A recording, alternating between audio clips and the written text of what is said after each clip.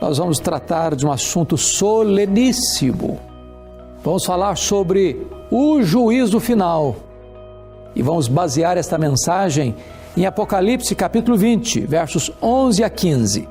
Vamos ouvir a leitura deste texto. Vi um grande trono branco e aquele que nele se assenta, de cuja presença fugiram a terra e o céu, e não se achou lugar para eles. Vi também os mortos, os grandes e os pequenos, postos em pé diante do trono.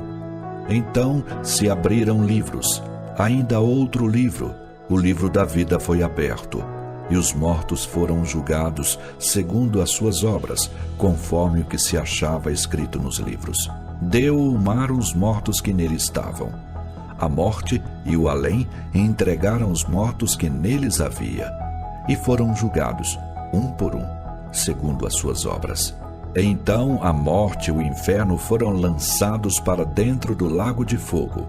Esta é a segunda morte, o lago de fogo. E se alguém não foi achado inscrito no livro da vida, esse foi lançado para dentro do lago de fogo. O juízo final é uma necessidade moral absoluta no mundo de hoje. O juízo final é uma necessidade vital para o próprio caráter santo de Deus. Neste mundo, não raro, você vê um Herodes no trono e um João Batista sendo degolado. Nos tribunais do mundo, você vê um Pilatos julgando e Jesus de Nazaré sendo julgado e condenado. No mundo de hoje, você vê facínoras, criminosos bárbaros, sendo condecorados e aplaudidos. E você vê inocentes sendo julgados e condenados à revelia. No mundo de hoje, juízes togados mancomunam-se com crimes hediondos. E aqueles que tinham vida ilibada são tidos como criminosos e culpados. É necessário um juízo final, para que a injustiça não assuma os tribunais, nem os ímpios e maus subam os tronos para governarem. Pois a Bíblia fala sobre o juízo final. E Apocalipse capítulo 20, versos 11 a 15, retrata com cores vivas e voz eloquente a cena do juízo final. Esse dia está marcado. O juiz já está escalado. E todos, literalmente todos, homens e mulheres, grandes e pequenos, ricos e pobres, doutores e analfabetos, religiosos e não religiosos, todos terão que comparecer perante o tribunal de Deus. Naquele dia, os homens terão verdadeiro pavor e terror, tentarão fugir, tentarão se esconder nas cavernas. E eles estão com medo, não da morte. Eles estarão com medo, sim, de enfrentar a ira do juiz, o Cordeiro de Deus. Diz a Bíblia que naquele grande dia do juízo, os livros serão abertos. E nós vamos ser julgados segundo o que estiver escrito nesses livros. Naquele dia, testemunhas levantar-se-ão contra nós. Primeiro, nossas próprias palavras. A Bíblia diz que nós vamos dar conta no dia do juízo por todas as palavras frívolas que nós proferimos. Eu lhe pergunto, você já mentiu alguma vez? Você já falou mal dos outros alguma vez? Você já xingou palavrões alguma vez? Talvez você nem se lembre mais. Mas todas as palavras frívolas que você proferiu estão registradas nos anais do tribunal de Deus. E vamos dar conta por todas elas. A Bíblia diz que nós seremos julgados pelas nossas obras. Quanta coisa você fez? Seu pai não sabe, sua mãe não sabe, Sua mulher não sabe, seu marido não sabe, seus filhos não sabem, seus pais não sabem, seus amigos não sabem. A lei dos homens não alcançou você, mas Deus sabe. Você fechou a porta do quarto para ninguém ver, mas Deus estava lá. Você apagou a luz, mas para Deus luz e trevas são a mesma coisa. E vamos ser julgados segundo as nossas obras. Nada passará ileso e nada ficará oculto aos olhos daquele que vê todas as coisas e sonda todos os homens. Mas naquele grande dia do juízo, diz a Bíblia que nós vamos ser julgados também pelas nossas omissões. A palavra de Deus diz que se você sabe que deve fazer o bem e não faz, disso você está pecando. Em outras palavras, você pode estar dentro da sua casa, não falando mal de ninguém, não fazendo mal para ninguém e cometendo um terrível pecado de omissão. Jesus pontuou isso quando disse: estive com fome e não me deste comer, eu estive com sede e não me deste beber, estive nu e não me vestiste, doente e não fostes ver-me, preso e não me visitaste, forasteiro e não me abrigaste. E quando as pessoas perguntarem, mas quando te vimos assim? Todas as vezes que deixaste de fazer a um desses pequeninos, a mim o deixaste de fazer.